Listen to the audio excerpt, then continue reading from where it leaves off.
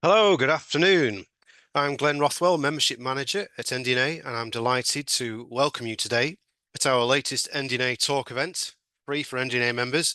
And today's event's on cybersecurity awareness and support, presented by our guests Citation Cyber and Poundgates.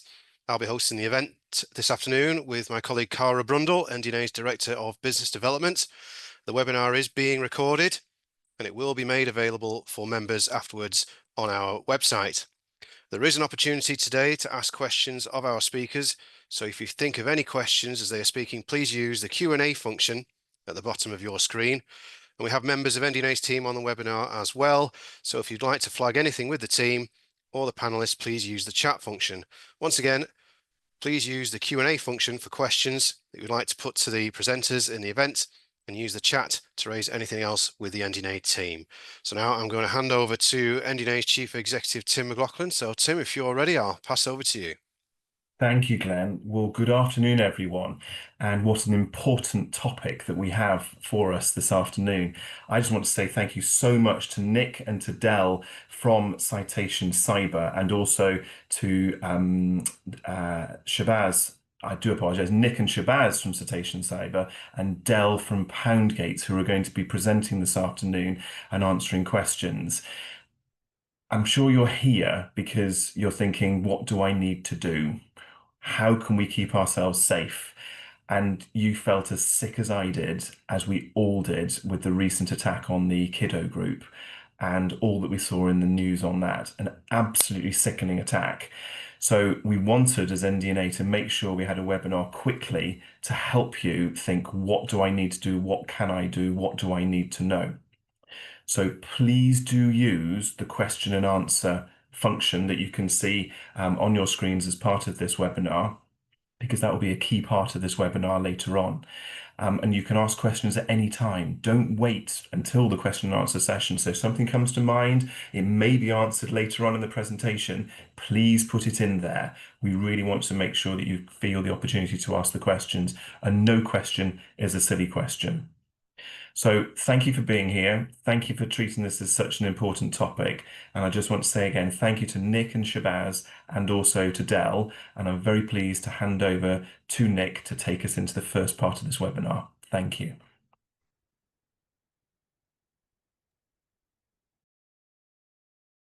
Thank you, Tim. Good afternoon, everybody. I hope you can hear me and everybody's okay this afternoon.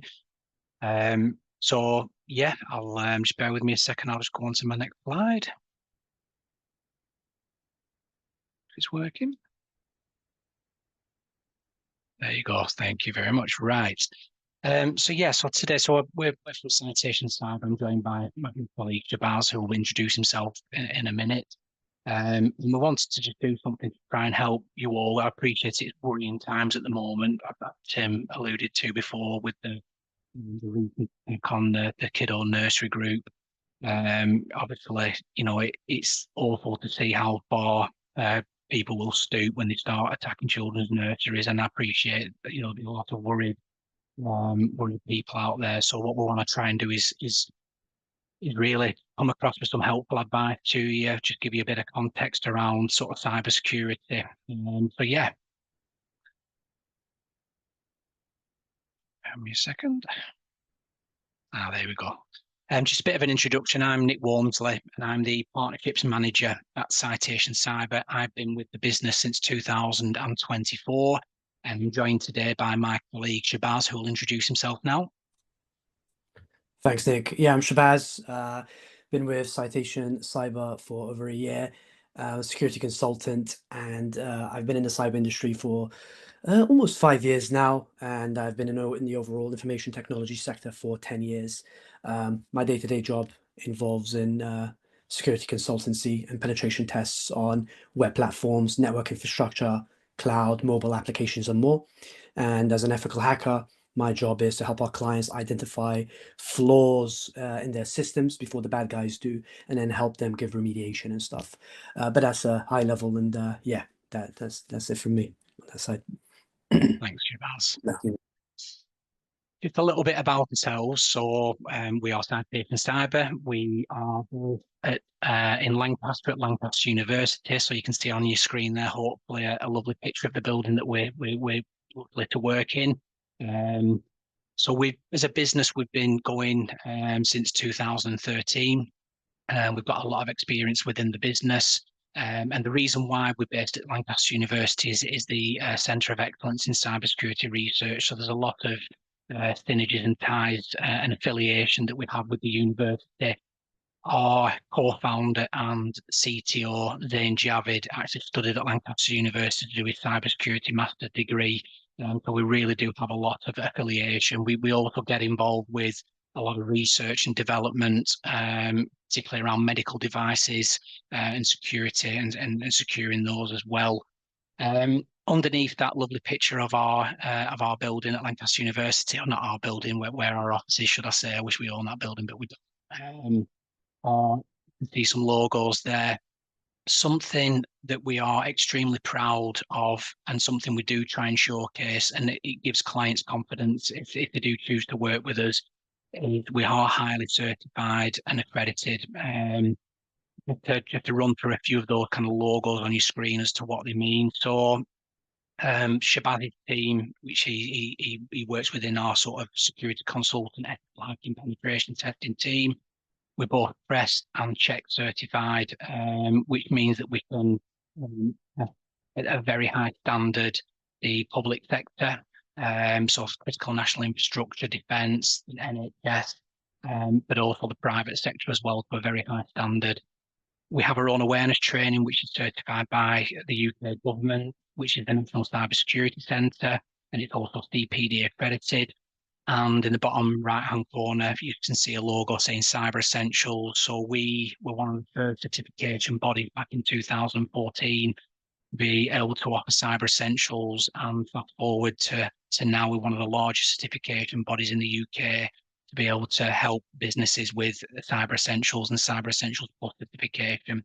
But that's something we're really proud of, and hopefully, it gives the client confidence to know that they've chosen the right kind of cybersecurity provider. We were previously called Mitigate Cyber up until 2022, and then we were actually acquired by the Citation Group.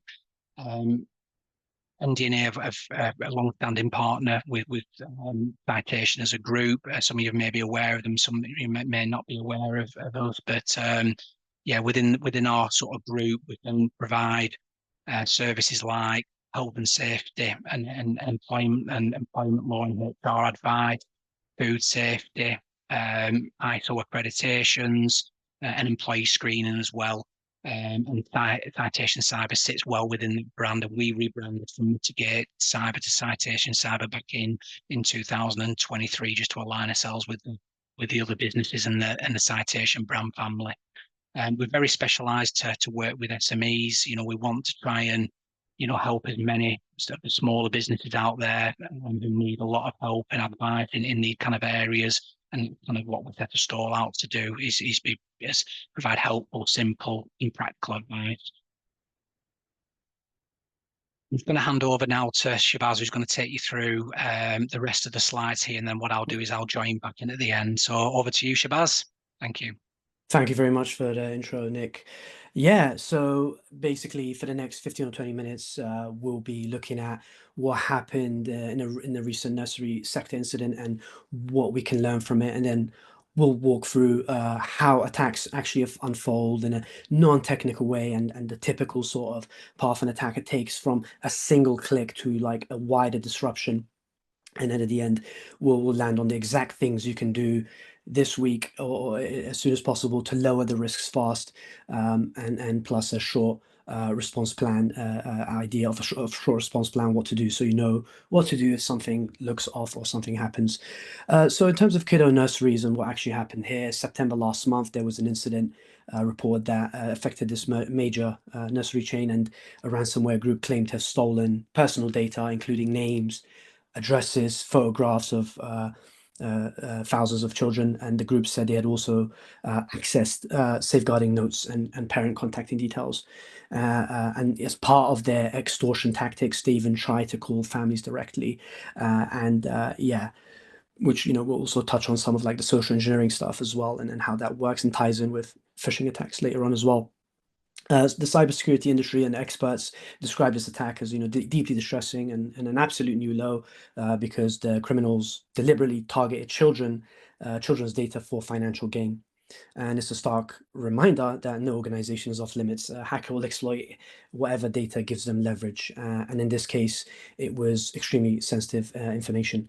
The nursery group notified parents and began working closely with the Metropolitan Police, the Information Commissioner's Office, ICO, and other cybersecurity specialists as well. While there has not been issued a full public statement while this investigation continues. I guess the high level takeaway panic from that is control and putting and using strong access controls on third party platforms, you know, enabling multi-factor authentication, minimizing what's stored, especially images around personal data, and ensuring backups can actually be restored. Those basics don't just protect the systems, they protect trust with families and help communicate confidently in the aftermath of an incident. We'll go into those as well deeper. So why cybersecurity matters. So, you know, running a nursery today means you're a safeguard of highly sensitive data about children and parents and staff. You know, and since the information is deeply personal, these are increasingly valuable to cyber criminals. Morals and ethics is not a thing to them. You know, money is the only thing. So one of the main things that they go for, right?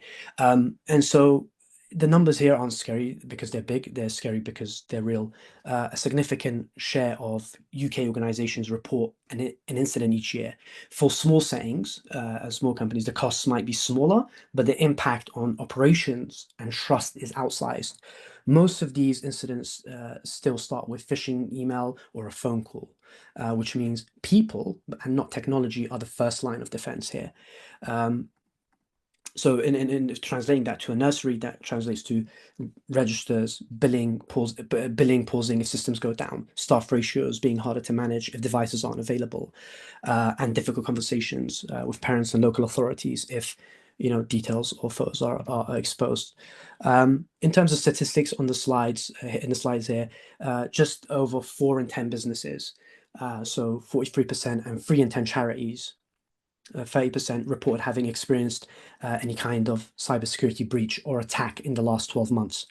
And of businesses or charities that experienced a breach or attack in the last 12 months, phishing attack remained the most prevalent and disruptive type of breach or attack experienced by 85% of businesses and 86% charities. In terms of phishing is obviously being improved by the bad guys over time. Whilst companies like Microsoft, Google, the big companies are working to, you know, reduce the impact and to find phishing emails, they're improving it with, you know, with the improvement on AI and large language models. The hackers are also leveraging the same technologies to improve their phishing attacks. And it becomes harder to spot like the common, for example, spelling mistake, which you would find in a phishing email because AI is writing it out for them, for example, or writing even the pages and it makes it easier to even create legitimate looking login pages, for example. So it's, you know, they're becoming more and more sophisticated by the day, and you know, then another area of part of phishing is they always focus for events, for example, or mainly they focus on events. So, for example, during COVID, you know, they would try and hook to like the testing kits and say, oh, they will send you an email saying if you want a testing kit. Then all we need is a £299 delivery fee, for example, and you know, you're like, oh, okay, cool, I need a testing kit, you know, and then you would put in your details, and now you've lost potentially more than just $299, or and they've now got your credit card details, because if you paid out, of course. You know, they would come in as like Royal Mail or DPD, UPS, and you know, sometimes it's like, oh, we have a package waiting for you. You have to pay taxes on it, and so Phishing is one of the biggest threats to gain access to an organization, and even to personal people as well. And then after they gain access to an organization, that's when they go for the other attacks of deploying ransomware, trying to steal data, and all the other stuff, and then taking that to then try and extort and do all the bad stuff. Yeah, next slide. Thank you, Nick. So the cost of a breach. So average ransomware payments for large organizations around £1 to £4 million. And that's a statistic between March 2024 and February 2025. Obviously, it's very hard to find out the exact, amount, because organizations will reveal the exact amount paid or whether they paid it or not. And for medium-sized businesses, £10,000 per breach is on average, which was in an article by gov.uk. In terms of identifying a breach, it takes around 277 days to contain a breach. And there was one case where a Fortune 50 company, undisclosed company, had made a £75 million dollars in 2024.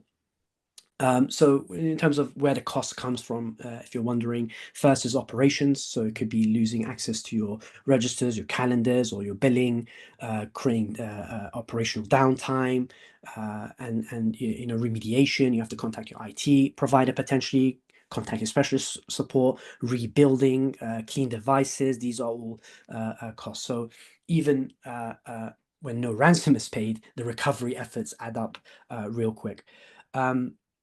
So I guess the one thing to get from that is dedicating an hour a month to basic security upkeep, like for example operating systems, checking backups, reviewing access, and running quick drills costs far less than and time, money from a breach, basically recovery from a breach. So an example attack.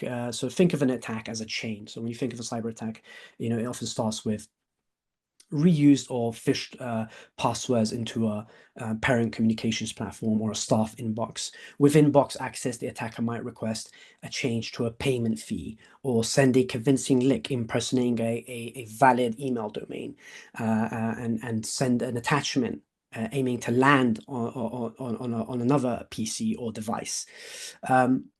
We can break up the chain at each step with one small move. Like for example, by implementing multi-factor authentication at the login page, that makes it considerably more difficult. So even if the password has been leaked, for example, out-of-bound verification, a quick phone call to a trusted known number stops fraudulent payments changes. And if your devices are kept up to date, an accidental click is far less likely to turn turn into a serious problem. So basically snapping the chain when any one of these points prevents the wider mess that could follow. Next slide, please. Thank you.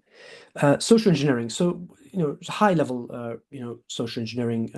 So social engineering is the tactic of manipulating, influencing, or deceiving a victim in order to gain control over a computer system or to steal personal and financial information, right? Most incidents don't begin with like fancy, advanced, complex code or anything like that. It begins with persuasion, right? Attackers or borrow or impersonate the tone of somewhere legitimate, like the Office for Standards and Education, or a local authority. They will send you a supply invoice claiming bank details have changed. They will pose as a parent, for example, from an unfamiliar address, or attach a tempting CV for vacancy. And one of the main things that they look for is urgency. So they'll say, please do this now, urgently require this, so that you don't pause and you go, okay, this is urgent, I need to sort of react to it now. And that's where people fall into traps and become victim of these sort of attacks. The counter is pretty simple to that, right? And this ties back into what we said earlier, right? Like the human element is the front of this before the technology even. And the counter is simple. So you pause and verify using a channel you already trust. You call the supplier on the number you have on file, not the one in email, for example. Treat surprise file sharing links as untrusted until someone you knows confirms them, and escalate anything odd to whoever looks after IT. Yeah, that's in terms of this social engineering. Next slide, please. Thank you very much. So, response plan. What does a response plan entail at a high level? So, first thing, obviously, if something looks wrong, the first hour is about calm containment, clear communication, and compliance. Containment means isolating the affected device from the network and disabling any obviously compromised accounts, but not wiping anything. This is very important because the evidence matters a lot for later, especially for legal and for tracking and traceability purposes, and just to find out, okay, where did this originate from? All logs matter. In terms of communication, it's important that one internal lead, someone's nominated for to lead for updates so messages are consistent, informing leadership, your IT provider, and your insurers early, and writing down who did what and when. And then deciding quickly whether personal data risk means notifying ICO within 72 hours.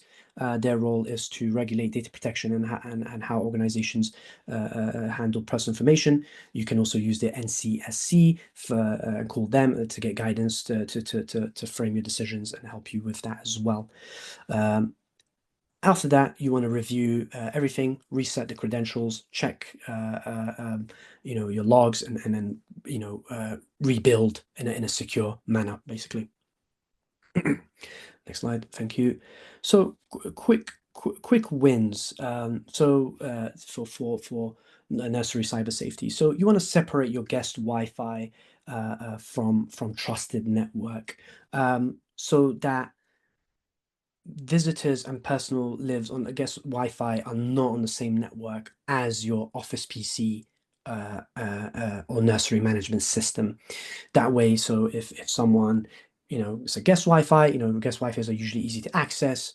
They log in, and if it's shared with the rest of the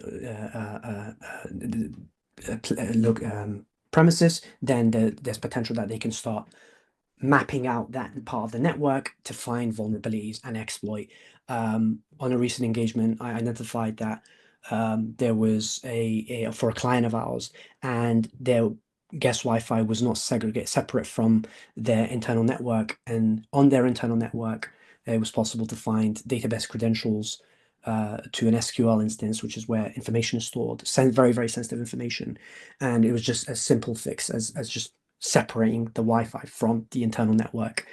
It was a big find, but it needed a quick and easy fix. Keeping software updated.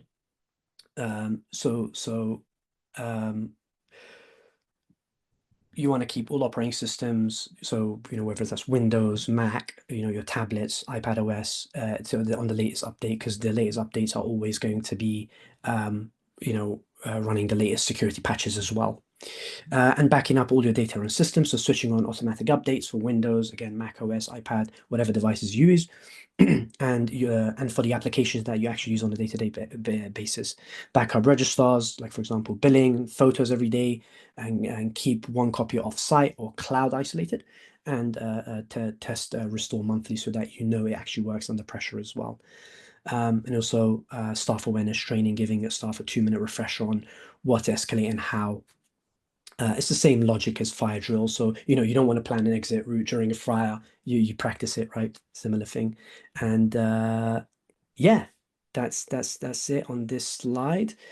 Good password hygiene. So this is another one. You might have heard this one many times, but it's always good to recap, as password policies are also improving constantly, and the requirements are also evolving.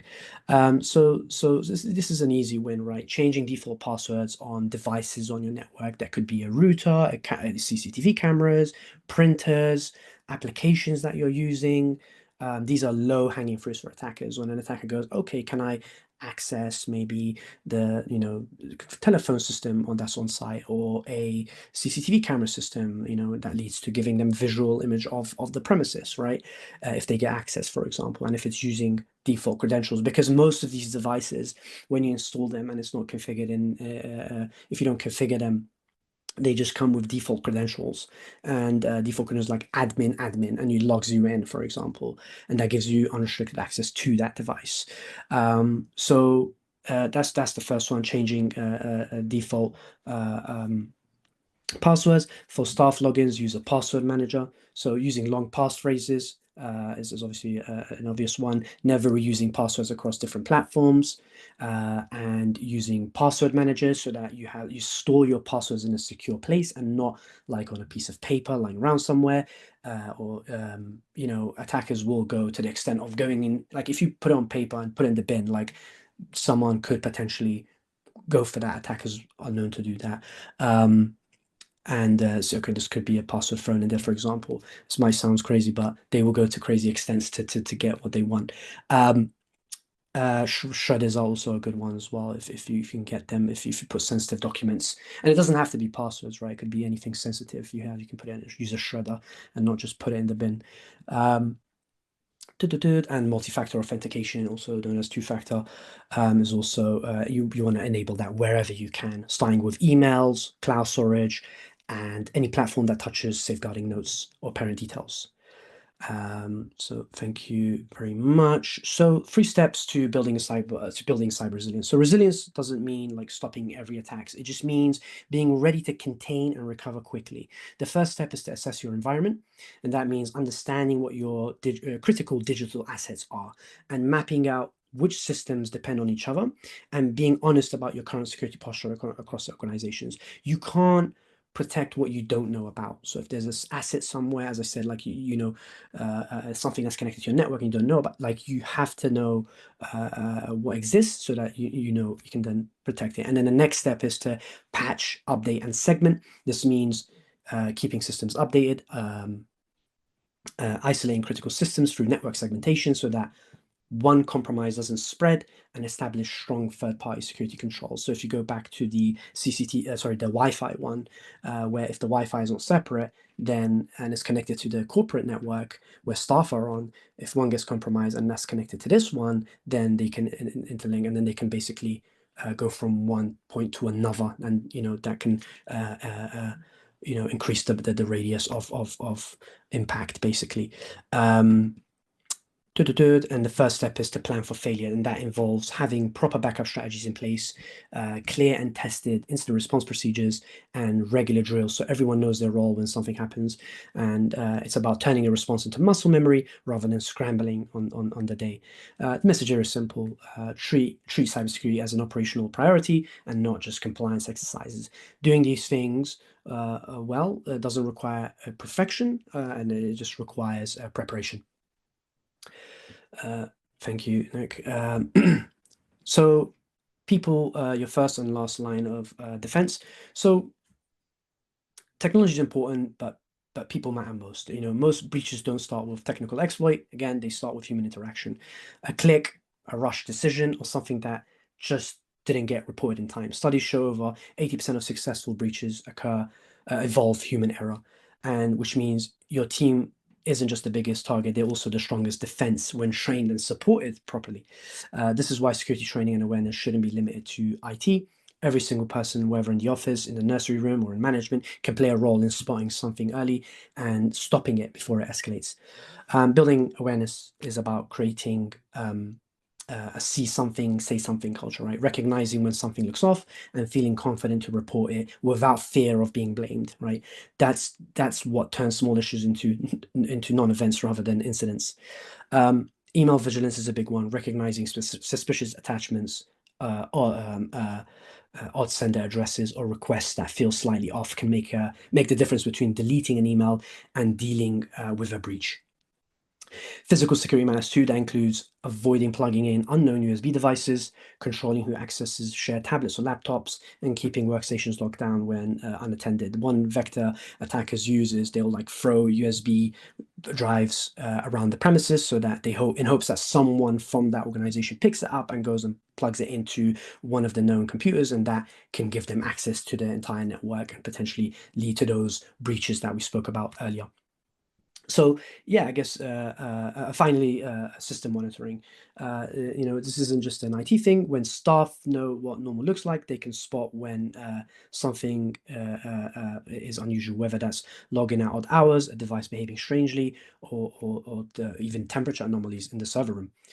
So the takeaway here is simple: trained, aware people are your most powerful security control. what you can do today. So it's a very high level, and important things to remember here is you don't always need a big budget or complex project to make meaningful improvements. These are practical steps you can take today. Small actions that give you real protection. The first is enabling multi-factor authentication. This is one of the single most effective defenses against account compromises. And even if a password is stolen or guessed, MFA adds a second step, which stops the most opportunistic attacks dead in their tracks. Second, test your backups. And not just that they exist, but they actually restore correctly. When something goes wrong, a broken backup is just as bad as having no backup at all. Third, review who has access to what. Over time, access tends to accumulate. People change roles, leave, or no longer need certain permissions. Trimming unnecessary access massively reduces your attack surface. Fourth, run a quick cyber drill or tabletop exercise with your team. This doesn't need to be complicated. Just walk through who does what in the first hour if something goes wrong, and so that it turns panic into sort of like a muscle memory, as we mentioned. And finally, use free tools available to you. The National Cybersecurity Center and similar bodies provide excellent sector-specific guides, checklists, and tools designed to help small organizations strengthen their defense without spending a penny. And yeah, these 5 steps don't require a new system or procurement cycle. They're about tightening what's already in place and making sure your team is ready. And before I hand back to Nick, I just want to leave you guys with this question: is ask yourself, how would your business fare if an attack happened today? Could it recover, and at what cost? And that's it from me. Thanks everyone that was here listening, and I'll hand back to you, Nick. Thanks, Shabazz. I hope you found it all insightful and some helpful kind of tips. It doesn't have to be kind of, it's not always very, very technical cybersecurity, as Shabazz alluded to before. A lot of it is around the human side. That's kind of more times where it starts. So we hope that you can pick up some good tips and advice then. Just very quickly before I hand over to Del from Poundgate, just to give you an overview of where we can fit in and help if you do need any kind of advice and around sort of strengthening your cybersecurity posture. So our kind of company ethos is test, train, and certify. We do focus on preventative cybersecurity because what we want to do is provide sort of, like I said before, really helpful advice and services that will help the business try and prevent that cyber attack. So a couple of things with awareness training. We offer things like a phishing simulator, so a fake phishing emails that will test your employees. That obviously they click on something, it doesn't actually damage the business, but it kind of heightens that awareness around the business and then can revert people back to awareness training. So like a real key sort of area is really, we always say it's like a human firewall, making your employees, empowering them to know what to do, what not to look out for, and a really sort of important step for any organization. Cyber Essentials is another, it's a really cost-effective way of getting a handle of your sort of IT infrastructure and technical controls. It's very accessible. It's very, the costs are quite low to do that. But if you do it properly, it can really, I think statistically, it can avert about 8% of all common cyber attacks just by doing a Cyber Essential self-assessment.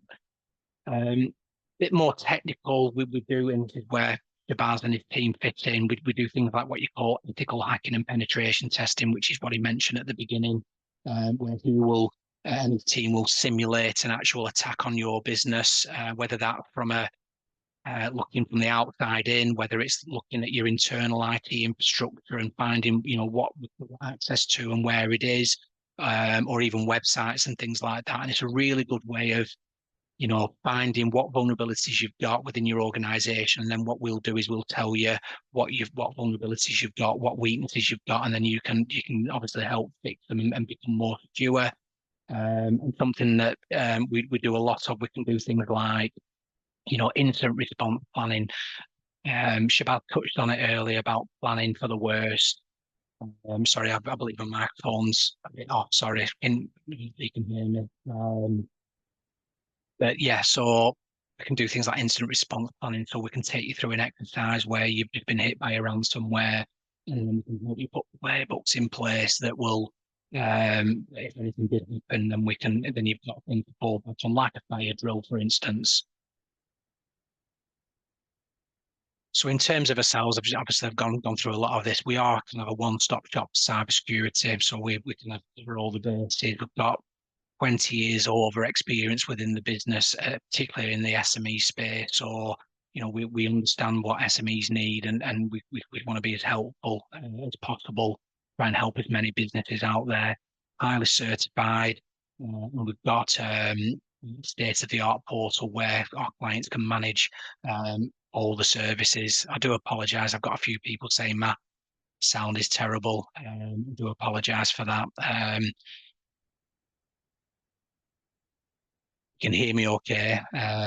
We also do sort of set packages that, depending on where you are in your cybersecurity journey, the packages are kind of bundled together. So if you're right at the outset, you can yeah.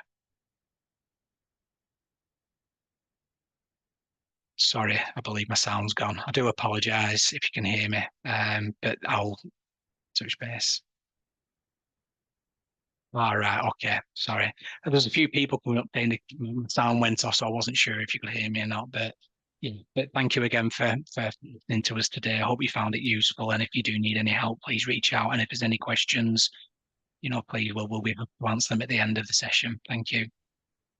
Thank you, Nick and Shabazz. Yeah, really appreciate that. Apologies for the sound quality. I think it was just a little bit grainy towards the end there. Hopefully people will have been able to pick up the gist, and we will be sharing slides after the webinar. So hopefully people will then be able to go back and sort of fully understand any bits that they missed in the sound. That was really interesting. I think it's obviously shocking to understand how common these attacks are, but also very reassuring to know that there are some simple things that nurseries can do to protect themselves, and what they can do when the worst happens, if it happens. If you've got any questions at all for Nick and Shabazz, we will be returning to them, and you can use the Q&A to jot those questions down, or hold on to them for 15 minutes or so, because next up we have Del Sharman from Poundgates, who will be telling you a little bit about cyber insurance, which is another way that you can protect your business. Del, over to you.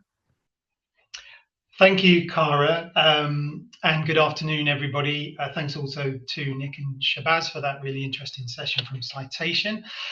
So I'm Del Sharman. I'm a director here at Poundgates. We provide specialist insurance to the nursery sector and have done for over 25 years now, actually. So I've been with the business for nearly 24 years, and cyber insurance is something that has become, of course, a growing topic for people to want to know more about. So this is a quick run through really of what cyber insurance does, what it can protect you against, and how to go about thinking about getting the cover in place. So bear with me while these slides transition.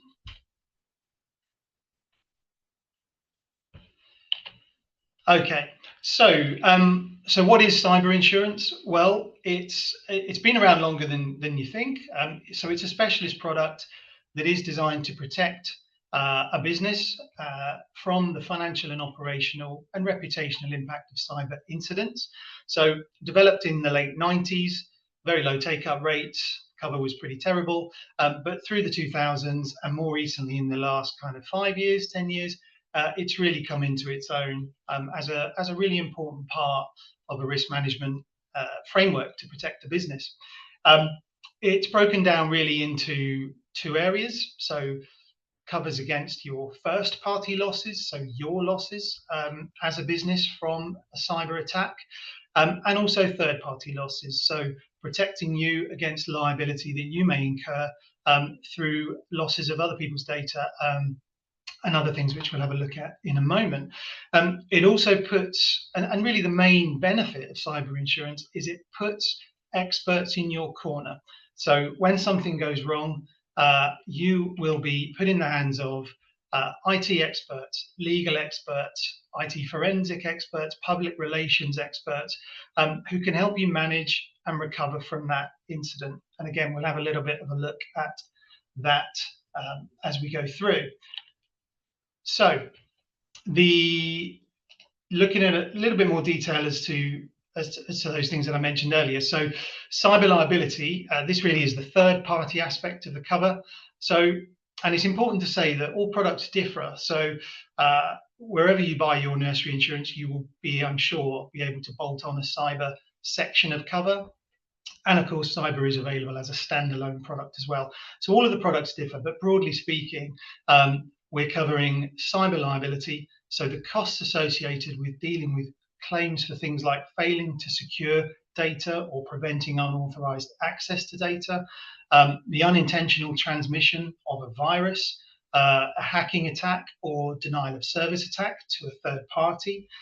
So something like that could cause one of your suppliers, a partner, a parent's business to lose their data, and could have a knock-on effect damaging your reputation, and potentially even breach of intellectual property rights. So those are the sorts of things that cyber liability will pick up, including things like the costs associated with telling people that their data may have been compromised and providing people with services like credit reference checks and access to credit reports, which is something that the ICO and legislation requires you to do if you have lost, for example, somebody's credit card information. So that's picking up on the cyber liability side of things. And just coming over to the next slide. Data breach expenses. So this is where we come into more of the first party cover. So although there's a bit of a crossover here with third party too. So this is where the experts I mentioned really come into their own. So putting those experts at your disposal, people like Shabazz, for example, forensic IT people that can help you understand what has gone wrong, how can we prevent it from getting any worse, and how can we fix it going forward. Lawyers at your disposal to deal with the legal implications, so notifying people that need to be notifying, liaising with the ICO, and public relations to help you manage any attention. So of course the kiddo attack received, as you would expect, huge attention from the media, and that's something that this type of service can provide that expertise for, so that people are managing these things, taking it away from you as a business owner, allowing you to get on with running the business and repairing the business. So the one thing I would say about all of these experts that are put into your corner in the event of a cyber claim is that they are expensive resources. So when you think about your cyber cover, it's really important to think about the limit that you're buying. So we saw earlier from Shabazz's presentation that the average cost of a medium-sized breach is £10,000. You throw on top of that costs for lawyers and IT experts, the costs can very, very quickly add up. So it's important to buy a level of cover that you can afford, that you think is going to give you as much as you can possibly buy in the event that something goes wrong. I've gone too far ahead, drop back one. So another area of cover is actually for your own equipment. So cyber can pick up damage to your computer equipment, damage to your systems, helping you restore and recreate lost data, and in some cases lost business income as well that has been lost because of a cyber attack. So those are all important things to think about. Cyber crime as well, so your financial loss following a cyber incident. And again, as Shabazz mentioned earlier, around 85% of cyber attacks are phishing attacks. They are people trying to exploit your staff to make a payment, perhaps, to give them information so that they can get into portals and systems. So, that cyber crime element is often, that is what we are seeing more often than not when we're dealing with cyber claims. And of course, coming back to that human firewall bit being so important in trying to mitigate the likelihood of that happening. So that's a quick run through of what a cyber policy can do for you. Just coming on to the next slide. So why should a nursery buy cyber insurance? Well, again, touched on really, already, but you are handling sensitive data, and as awful as that sounds, that data is attractive to cyber criminals and hackers because they can exploit it. There is a high emotional impact attached to this data. So it means that potentially people are going to be duped into paying a ransom to try and release this information quicker. There is a prevalence, of course, nowadays for online systems being used for pretty much everything that we do. And those systems, combined with potentially limited IT resources or a limited cyber security infrastructure within a business, could mean there are holes and gaps that can be exploited easily by hackers.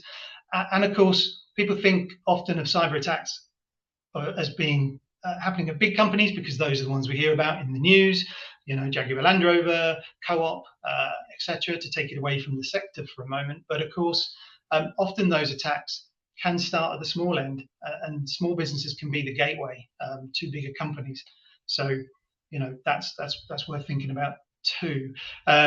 Little statistic at the bottom. So in 2024, the government are saying 50% of UK small businesses were hit by a cyber attack. The good news is that statistic going into this year has come down to, I think, about 42% or something like that, because there does seem to be a downturn in phishing attacks, and maybe businesses are getting more savvy, aware to try and prevent these from happening. But equally, again, as Shabazz said, the age of AI is putting tools into the hands of the cyber criminals as well, making their tools harder to spot than perhaps they were previously. So those are some reasons why any business should, but in particular a nursery should be looking at cyber insurance. And the other thing to say, really, and a very, very important thing to say, is that cyber insurance is part of the solution. It's not the solution. So really, the insurance complements and works alongside that strong cybersecurity culture that Nick and Shabazz were talking about.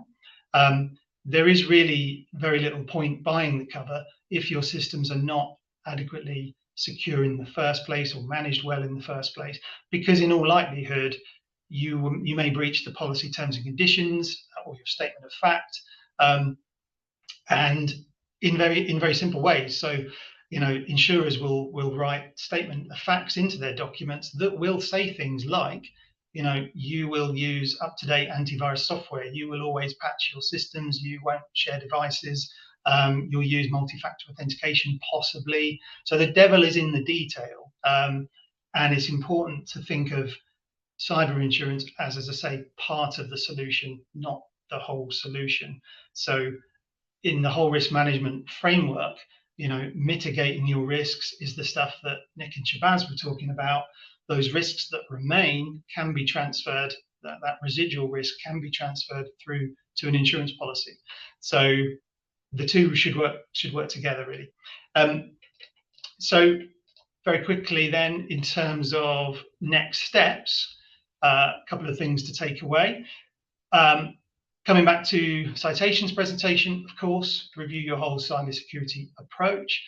And from an insurance point of view, take a look at your cover. Do you have the cover at the moment?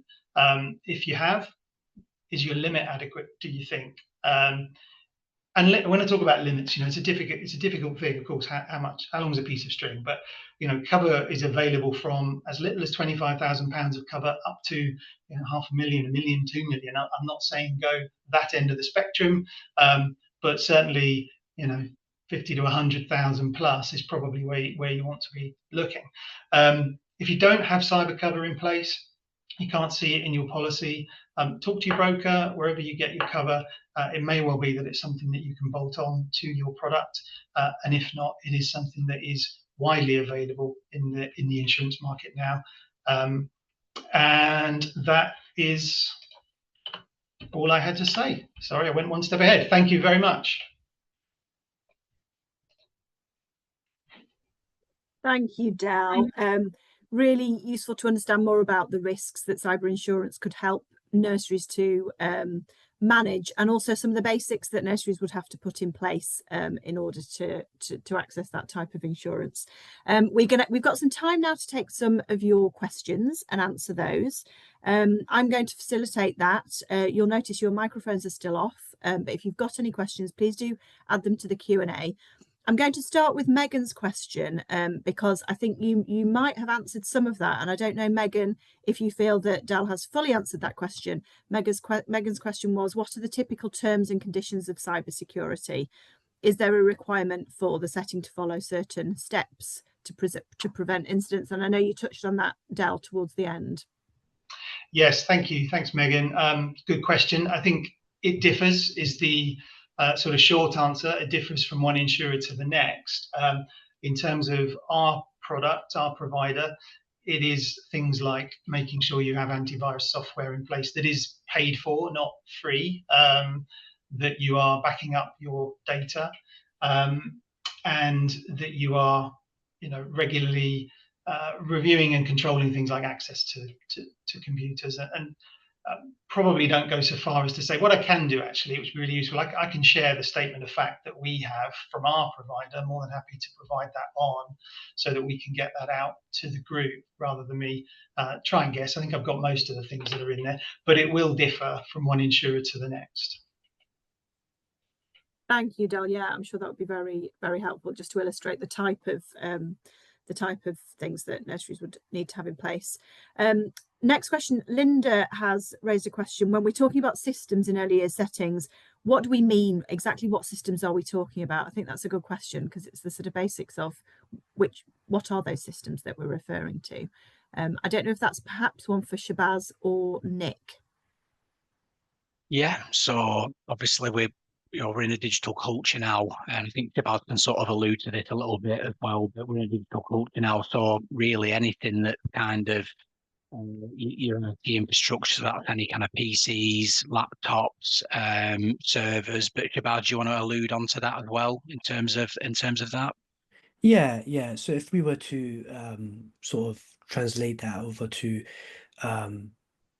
the nurseries, for example, like think of platforms used to store children's records, right?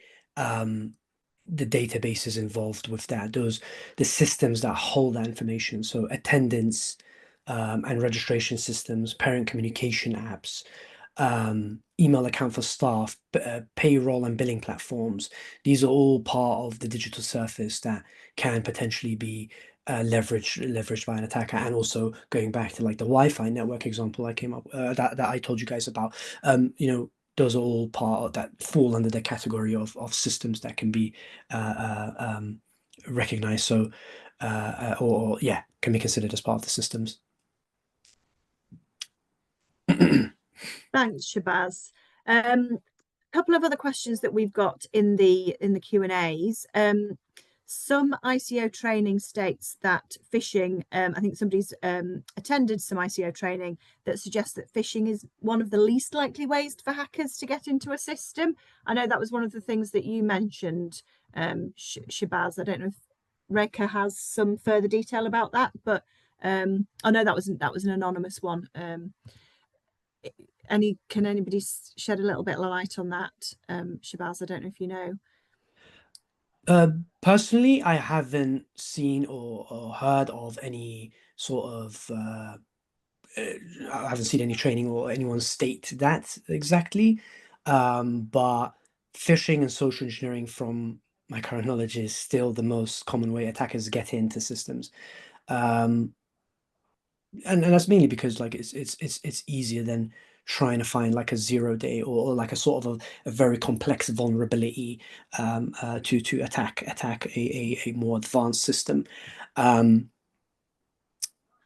my knowledge, phishing and social engineering is still the go-to for the bad guys. Trying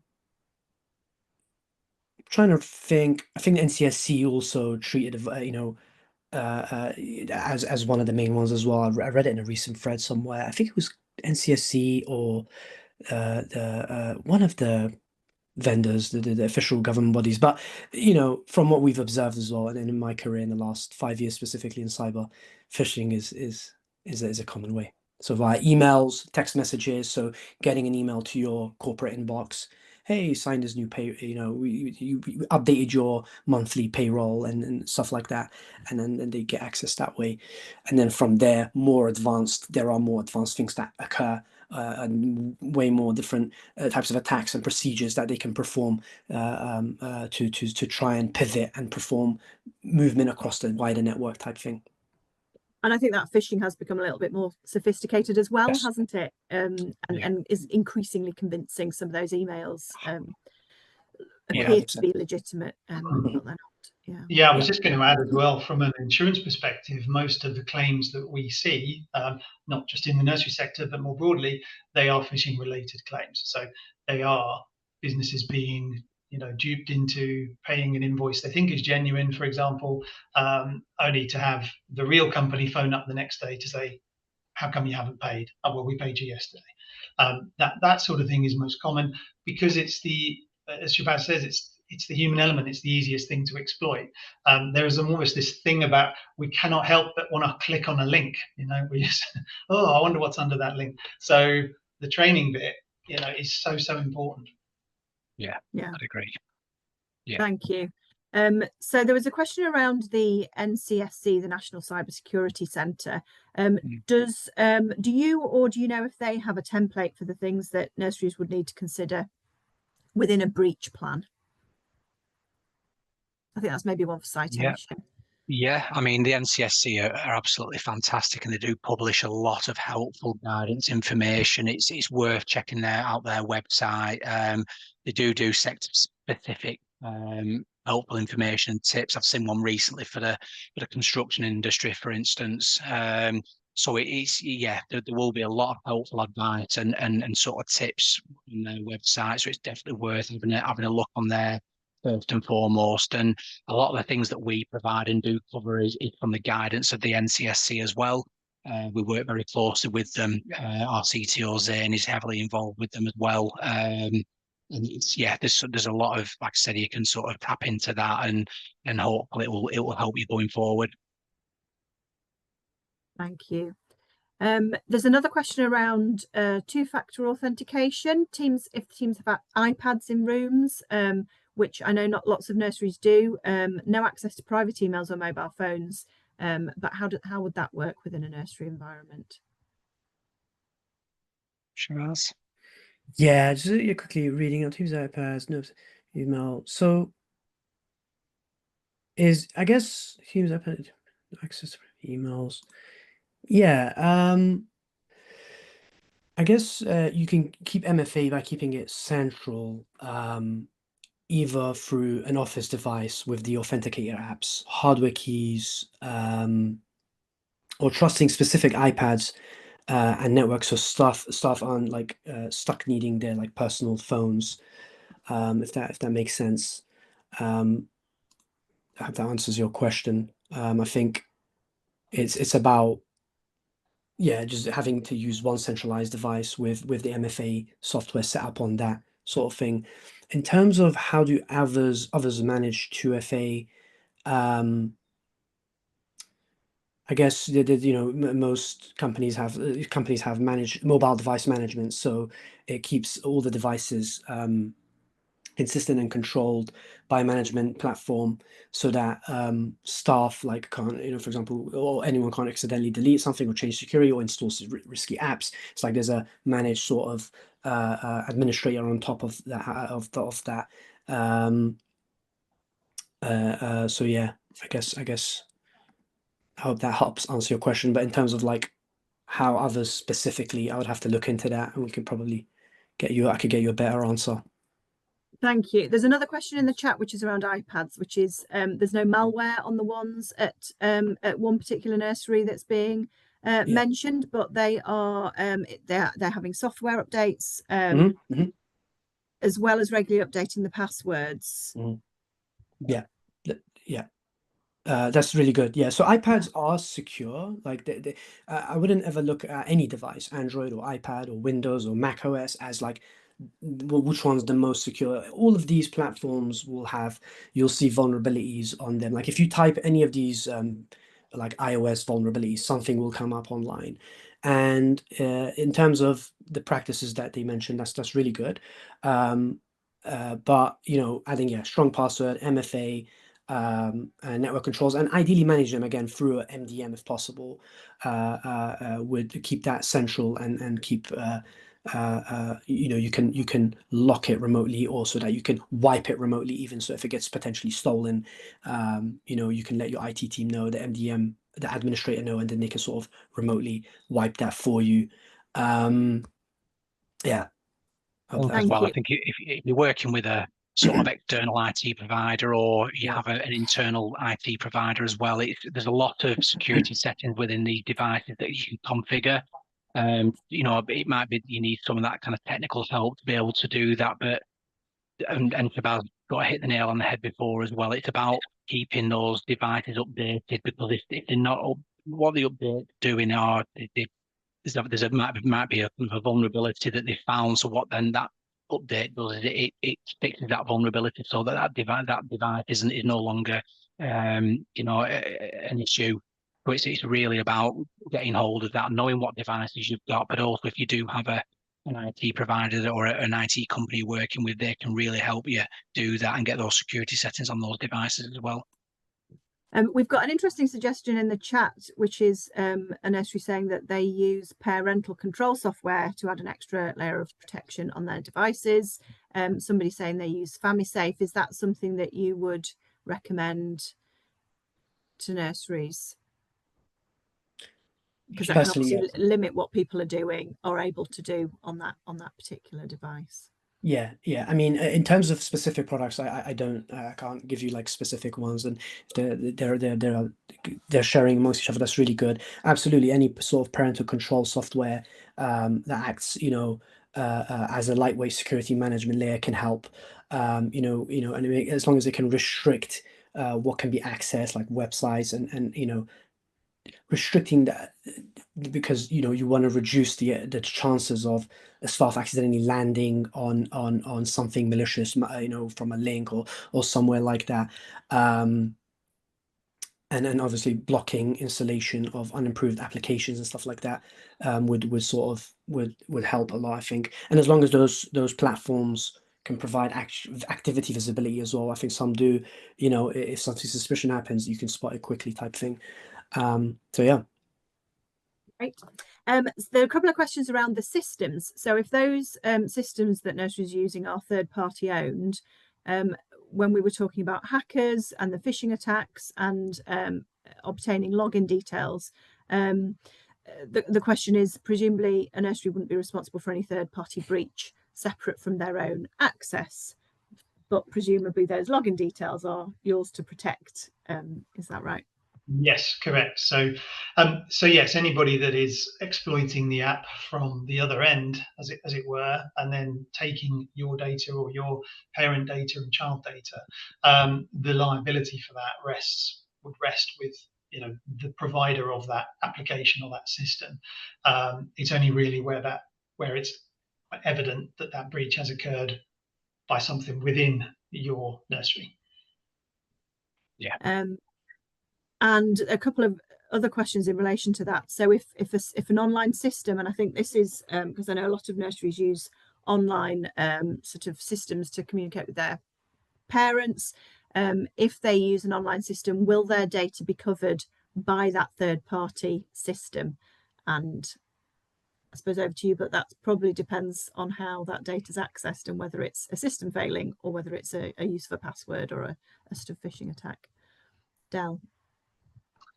Yeah, I mean, I think again, it's the same as if you're using something like an app or any other kind of locally hosted system. I suppose it's really down to how the liability journey is really how has that data become exposed, as to who would be the responsible party.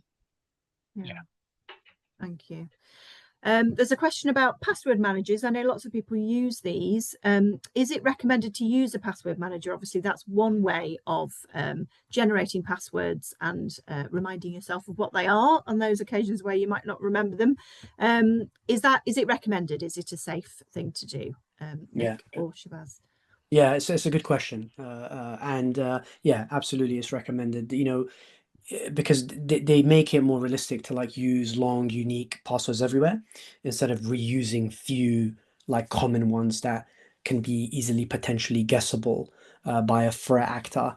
You know, password managers are also, you know, they're safe, especially when they're set up properly. So they, you know, they encrypt everything end to end and lets the use of like again long unique passwords and yeah, and in some instances you can share those passwords amongst staff as well safely as well. It's just about finding the right one to go with. The one we use is Dashlane. So Dashlane is one I could recommend, and I have used and I'm pretty happy with, and I've used a lot in the past. Another way is if you're not in a shared environment, is you can also download local ones on your desktop as well.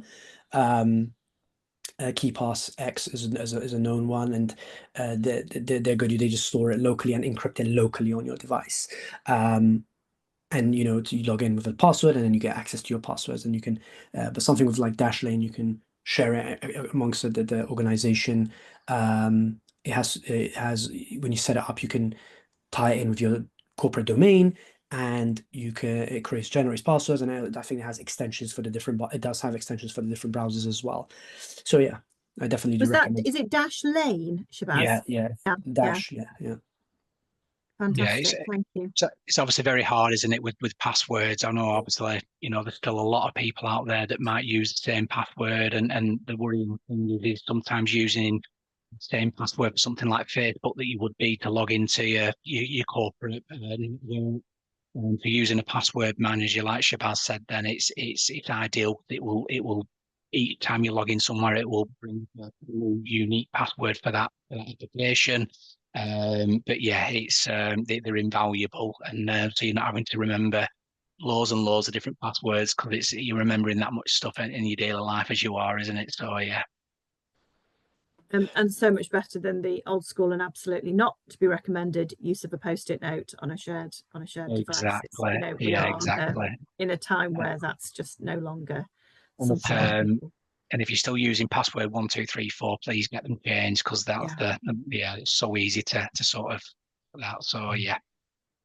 Thank you. So we've got an interesting question about third-party systems. When nurseries are selecting those third-party systems, what should they be checking for to be confident that their security is sufficient? We've got some really big, well-known systems, but obviously other systems available. What should nurseries be looking into if they're selecting a nursery management system?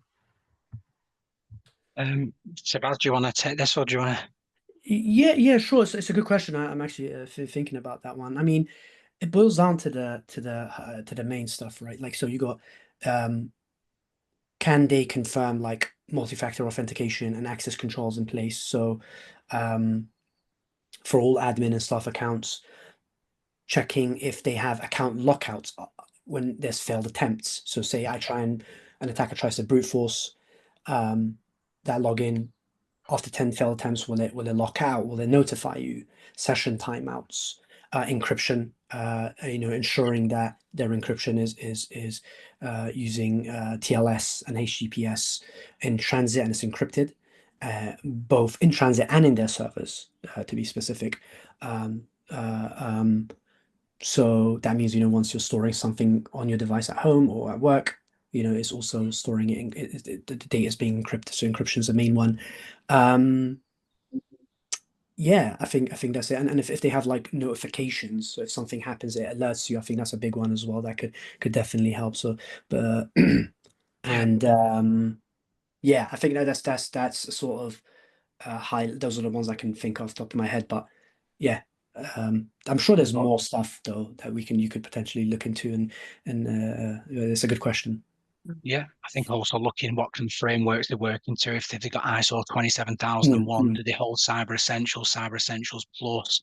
A lot of, you know, sort of vet them on the website first and look at the sort of security framework that they're part of. And if they do have those kind of accreditations, like I went through with ourselves particularly, I mean, we are a cybersecurity provider, so we need to have all the bells and whistles ourselves, because obviously it brings confidence so that clients know that they can trust us. And that's the same when you're using third-party applications as well yourselves. It's looking at what badges they've got on the website, or ask them, you want to make sure that if you are choosing a third party vendor, that they're going to look after your data as much as you would like to look after it yourself. So those are the kind of the other things to look out for. Make sure they're accredited to a very high standard. I wouldn't expect you to do this, but something that I would look out for: do they have regular penetration tests? Do they state that on the website? So there's things that I would look out for, but I guess, obviously, but that's some kind of helpful sort of advice as well to maybe look and see if they've been breached before. A bit of due diligence, really. But if if you're worried or anything, you can always, run it by us as well, and we can have a look at them with you. Thank you. We had a few pre-submitted questions as well. So we had one from a nursery: if we don't have very much of a budget for staff training, what's the minimal training that you would recommend teams be given in order to minimise some of these risks? Taking on board, Shabazz, your sort of really sort of powerful comments around it's all about the people, isn't it? It's a people thing. Yeah, I'll take that. I mean, so awareness training, just to give you a bit of an idea, our awareness training for a micro organisation, which is up to about 9 people, it starts at £22 per person per year. So you're looking at £220 a year to get accredited training, certified training. But then there's also, there's a lot of resources, like I mentioned before, through the NCSC, that a lot of free resources out there. I think you're starting out and you're worried about your budget, something is better than nothing, whether it's free training, whether it's, coming to someone like ourselves that is very comprehensive training, it's doing something. So like I said, there is a lot of free resources on NCSC, and if you do want that more comprehensive kind of training, it's looking at training providers like ourselves or other cybersecurity providers that you can get access to that. We don't like do everything at once, but just little steps and is at least can sort of help you, and sort of that's the key. 8% of all breaches start with a human error, so it's a really key part of cybersecurity. And in link to that, Megan has asked, would you recommend nurseries have their own dedicated IT support, or is it possible to be cyber safe whilst doing it in-house? Yeah, I mean, cybersecurity and IT, although they're very similar, they are separate disciplines. IT is more about making sure that your computers are working and if you're down with it. Cybersecurity is about protecting you as an organisation.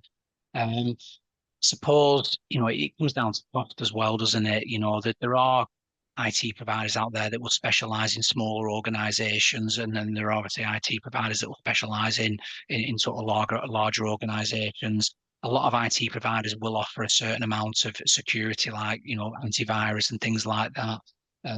So I would say it's definitely will help because, they can help to a certain extent, but if you need that bit of extra advice about securing yourself as a business, then cybersecurity provider is probably the way to go.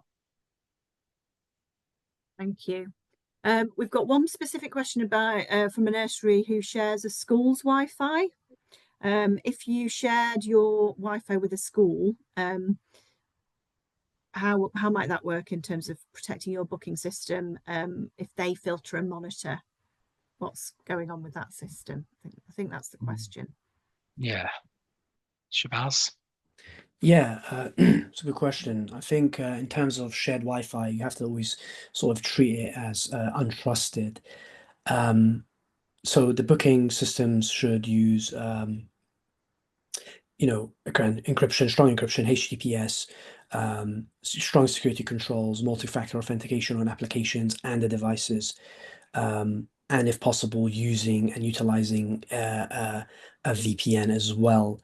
That makes it a bit more complicated, but it does add security to it. Relying solely, I think, on filtering is not enough. So yeah, I hope that answered the question. Yeah, it's a difficult one, that, isn't it, really? I think, obviously if there was a breach to happen, it'd be easy to gain access from into the nursery from the school and vice versa. So it's probably not an ideal setup, but ultimately, again, that might be somewhere where you can potentially get advice through if they're using an IT provider, to try and look at them and see if they can, is there a better way of doing it? I appreciate costs are always an issue, and but yeah, I think that probably does need maybe to be looked at potentially. A couple of additional questions. So what considerations do people need to think about if they're considering using bank staff in relation to training, access to systems, etc.? I think this is a kind of practical nursery based question. Obviously you can do all the staff training, but nurseries use a lot of bank staff. Is there anything that they could put in place to make sure that that they remain safe with a lot of different staff sort of coming and going?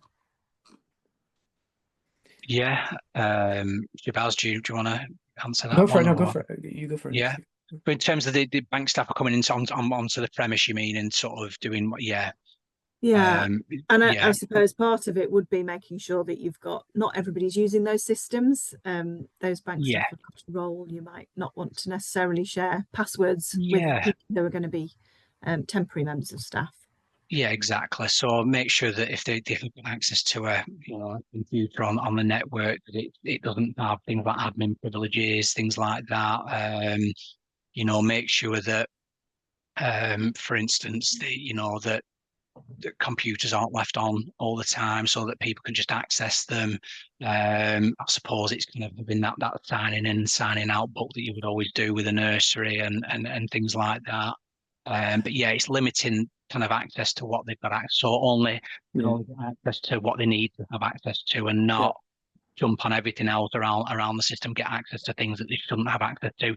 And that's another sort of really good tip for, without people coming in. It's making sure that within your nursery that people have access to the only things that they need access to, so that somebody, can't get access to sensitive information if they don't need to access that. So the access control, and that can be very simple set up, through your sort of your main sort of computer there and your server and things like that. Do you think there's anything else, Shabazz, that I've missed off there, do you think? No, absolutely. I think that was on point, like access control, right? Who has access to what and where, and the other one I think is for how long. So if you have third party or someone else coming in and working on your systems temporarily, it depends on how you set up accounts for them. So if these are temporary accounts you're creating for them, it's important that again, it still follows the same procedures of strong passwords, etc., but it's also like you can increase security by restricting access after they haven't had a need to use it again, sort of thing, or restrict it within that time frame that they're working on those accounts. And if those accounts, one of the things we see commonly is when certain of our clients, they have third party coming in using the systems, they create accounts, and accounts they don't remove them from the network later on, and it just sits there. And one of the things we recommend is always to remove those accounts after they've been used, and it's not going to be used. So let's say, if it's maybe like a 1 month, if it's 1 month away, I would remove it. Like, so that they're going to be there, they're going to do this one job and then come back next month, I would remove it and then maybe recreate it. It might be, it might not be, it might not make life very, very easy, but it's better to be safe than sorry, type of thing. So yeah, removing the accounts as well, on top of isolating what they can access, is highly recommended. Thank you. I think we've been through all of the questions in one way or another, although not all 100% directly. I think there is a question about, has the requirement to now go online increased our risk compared to systems that operated on a standalone basis? That's an interesting one. Yeah, I'll take that one. I think absolutely. Yeah, like the more technology expands, increases, more software, more technology stacks, we see more programming languages being written, and the move towards large language models within AIs and improvements behind that. Like it's definitely increasing the attack surface, as we like to call it. While more technology is great and it makes our lives easier, it does definitely, increase that sort of attack surface, and the need to work remote, and remotely accessing systems and softwares and tools does definitely sort of make it it does definitely increase it, whereas before it was more, there wasn't as many devices, or flip phones and Nokias. It wasn't that I guess as advanced it is now, obviously. So the more technology moves forward, definitely, I think personally, cyber risks increase big time. Yeah, it's the sensitive information, isn't it, that we're holding digitally. It's about making sure that that is as secure as possible, and it's as hard to access it as possible. If if someone wanted to, I suppose a good analogy is I suppose is like if you're walking down the street and there was 5 houses and 4 houses had all the windows and doors all locked, and then one house kind of had the windows and doors open. It's if a burglar's walking down the street, they're gonna choose that one. So it's just trying to make it as hard as possible for that kind of opportunist, criminal to sort of not be an easy target. And I suppose there's a lot to think about, and there are, like I said, there are sort of simple things you can do. Make sure your passwords are, easy to sort of crack. Make sure that you, like I mentioned before, your access controls. Make sure that people don't have access to certain things they shouldn't do. And yeah, it is certainly getting.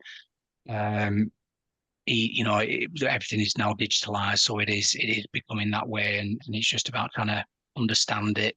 I'm sure with a nursery, you're very secure for someone trying to come in from the outside, and it's having that same kind of mindset digitally as well. That it's just, but I think with what happened through COVID, everything sort of sped up really fast. I think we're a little bit behind, but I think it's just about educating and getting that message out that it's as much as you want to secure your building, it's just as important now to secure your digital assets as well. Absolutely. We've got one more sort of detail question before I think we need to draw it to a close, which is safer, using NAS and VPN, or moving everything to Microsoft Cloud? I'm going to pass that over to you. Yeah, I like that. It's a good question. It's that big question of having on-premises devices at home and moving to the cloud. Like, a lot of organizations are moving towards the cloud, or they have a hybrid in place where it's on-prem and the cloud at working together. I guess to answer the question, I think it depends on what you're looking for. So if you trust using the cloud, and you don't have a problem with that, then I think for most settings, a well-configured, like, online cloud tenancy would be safer than a self-hosted a network attached storage, or VPN, as long as you configure it in the correct way. So one of the engagements we offer at Citation is a cloud configuration review, because whilst you can put stuff in the cloud, it doesn't mean you're offsetting the risks elsewhere. So I do think that you do have, you have better redundancies there, you have better backup solutions there, but it's also about making sure you sort of set up securely there as well, and you don't expose you don't expose it, not to make it too technical, but you don't want to make it so that you can easily, you don't want to expose certain services and ports too publicly as well, because you want to make sure you do it following the best security practices with again, multi-factor authentications and the right keys, and not using the highest privileged accounts. For cloud, there's other best security practice advice we can give there, so I hope that answers your question. Thank you. Thank you so much to our panel. I think we've had a lot of really useful and helpful questions and answers there. Everything from the strategic and the people, to the technical detail and everything in between. Hopefully people have found that really useful. We are obviously, these events, that's as many questions as we've got time for. These events are all about keeping you informed and getting the right expert advice that you need to run your nursery. We've also got an evaluation question for you. This question is going to pop up on the screen right now. If there are any topics or speakers that you really want us to arrange for you, please put your ideas in the chat. Please do answer this question in our poll. We'll just give it a couple of seconds to let you answer that. Connor, I'm never sure when you see the answer coming through. We'll give you a couple of minutes just to answer that question. Has this event made you feel more informed about cybersecurity awareness? That's our objective.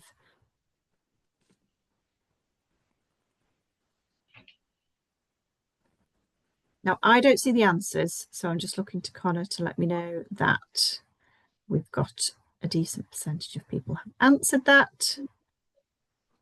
Yes, yeah, really good. Large percentage of you are saying yes, a couple are saying no.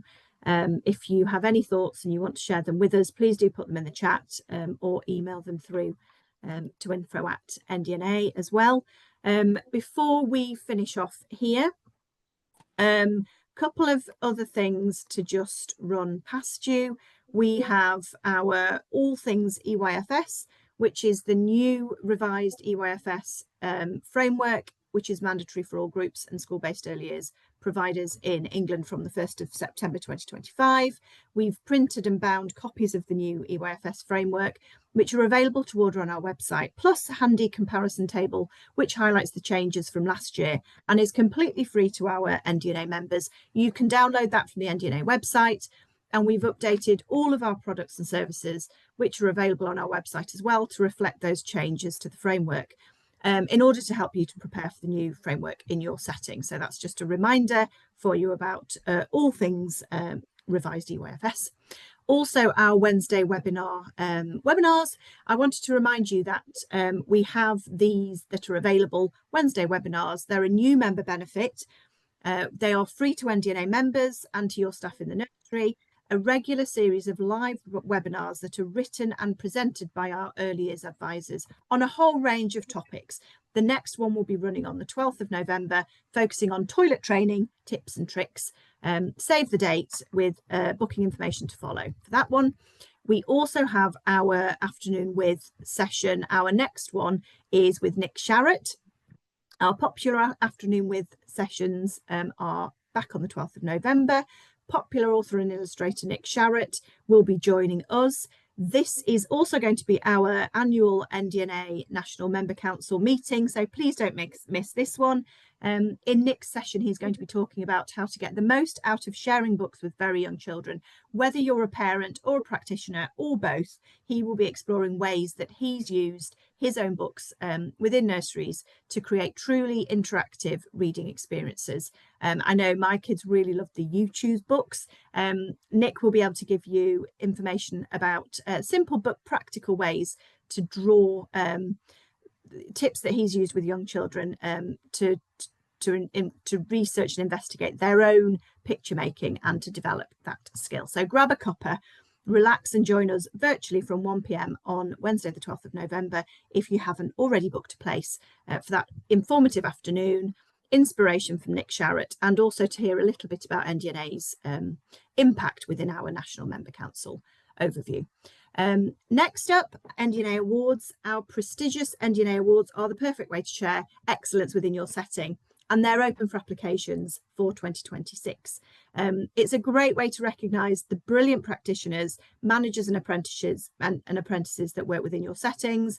We want you to be able to shout loud and proud about the amazing achievements of your teams and demonstrate your commitment and passion for helping children to develop and thrive. We have 10 available categories, a few new ones this year. Please note that our deadline for applying for our awards this year is a little bit earlier. So closing date is the 5th of December. So if you've started, and we know hundreds of nurseries have started applications, we've received lots already, but we're really keen for anybody who's started that application to make sure they complete that and submit it to be in with a chance to win one of our awards. So 5th of December is the application deadline, which is approaching. You can register and apply for our awards by visiting votendna.org.uk, and good luck to anybody who is going to be entering. On that subject, NDNA Conference 2026, we are delighted to announce that the NDNA Conference 2026 will be returning to the Titanic Hotel in Liverpool. We've got a fantastic array of speakers, as always. We can't wait to share our lineup with you. That's going to be developing over the coming months. We have already confirmed Sir Martin Oliver and a number of others, so please look out for that on our website. This is a face-to-face event which welcomes all managers and owners of nurseries. We have a varied array of leadership speakers in our lineup, and it's an opportunity to be more informed, improve your practice, and also to catch up with others within the sector, to have those really value-adding conversations and do a bit of networking as well. So we're excited to welcome back our virtual practice stream as well. We'll be holding workshops in the run-up to that conference date online, which will be accessible and practical for early years educators everywhere. So please keep looking at our social media channels and our conference page on the NDNA website for updates and announcements around speakers. And that's it. All that remains for me to say is thank you again so much to our speakers, and I hope you found those sessions and the Q&A at the end helpful. Thank you to Citation Cyber and to Poundgates for this session and their informative presentations. And thank you all for joining us this evening. Thanks, Cara. Thanks, everyone. Thank you. Thank you.